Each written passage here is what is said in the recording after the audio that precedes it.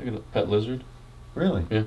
How long have you had one? About a year and a half. Dennis, what do you mean it's a component issue? Interesting. Yeah. How do you guys read those tiny inspection numbers on the stickers? They're so small. It's not that hard when you know what you're looking for. Denny, the yellow goes with the yellow, the red goes with the red. Have you ever hooked up a VCR, for Christ's fucking sake? Have you ever seen a murder? How would it put you on your ass?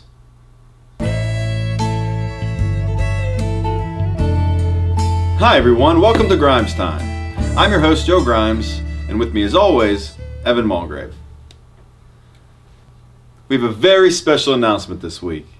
Evan's sister is getting married in August. Tamsin Mulgrave will be marrying her longtime boyfriend Yanni Gammons at the Grapeville Fire Hall. You know, I couldn't be happier for these two. I was worried at first. You never want to see your sister fall for a bad boy. But just getting to know Yanni after all these years, he's got a heart of gold. And, I'm proud to call the guy my brother. If you'd like to get them a gift, they are registered at Dress Barn and Heckinger's. Where are they honeymooning? Mulgrave family favorite, Branson, Missouri. Live entertainment capital of the world, or as my mother calls it, Reno, the Midwest. They're going to be taking in some shows out there. Got some heavy hitters. We're talking Tony Orlando, King of Branson himself, Pat Boone. And Branson has some of the absolute best inpatient rehab. So Yanni is, he's going to be getting the help he needs. Let's raise a toast to Tamsin and Yanni. Many long and happy years. I didn't say it was Pinot. Oh my God.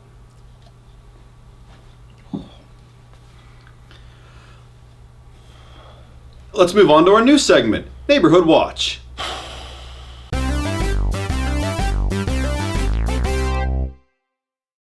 And now please welcome our first guest from the West Level Green Police Department, Officer Ken Pamperla.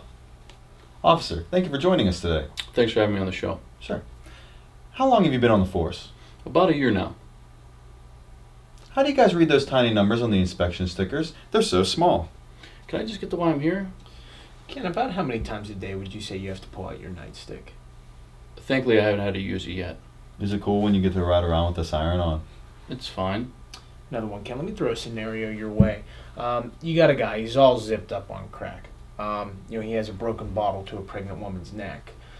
Do you take the shot? What? What made you want to be a cop? Have you ever seen the movie Copland? I thought I was the one asking questions here, sir. Just kidding. I've seen it. Yeah, it's not great. Yeah, it's kind of shitty, yeah. That's what made me want to be a cop. Huh. So you had something you wanted to tell us? Yeah. I want to let the people know about some vandalism that's been going on around town. Lately, we've seen a rash of people defecating in garbage cans. Just want to make sure that I'm clear on this. Defecating, we're talking shitting in, correct? More or less, yes.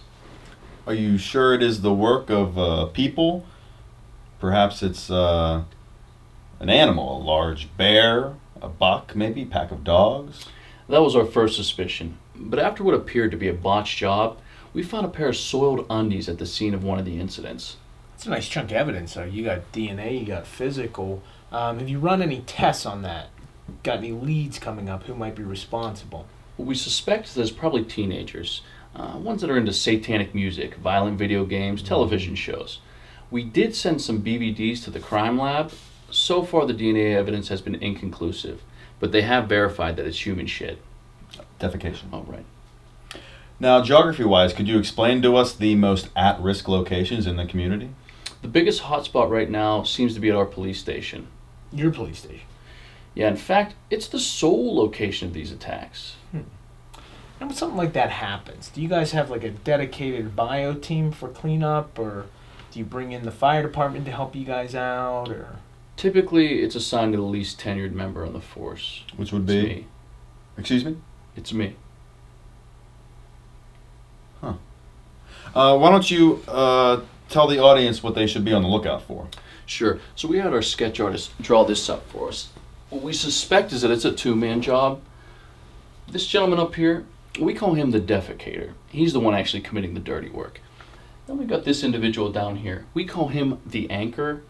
The anchor will take the defecator onto his shoulders for an easy drop-in, with the two of them locking hands for stability. Any thought that this might be a one-man job? It's highly unlikely. Our garbage cans are nearly 5 feet high, so the individual would have to be incredibly tall. Right.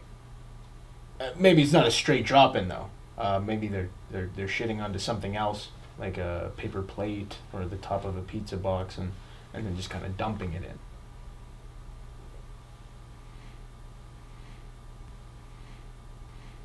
It's highly unlikely. You're not really privy to all the evidence that we have, so we're pretty sure this is how it's going down.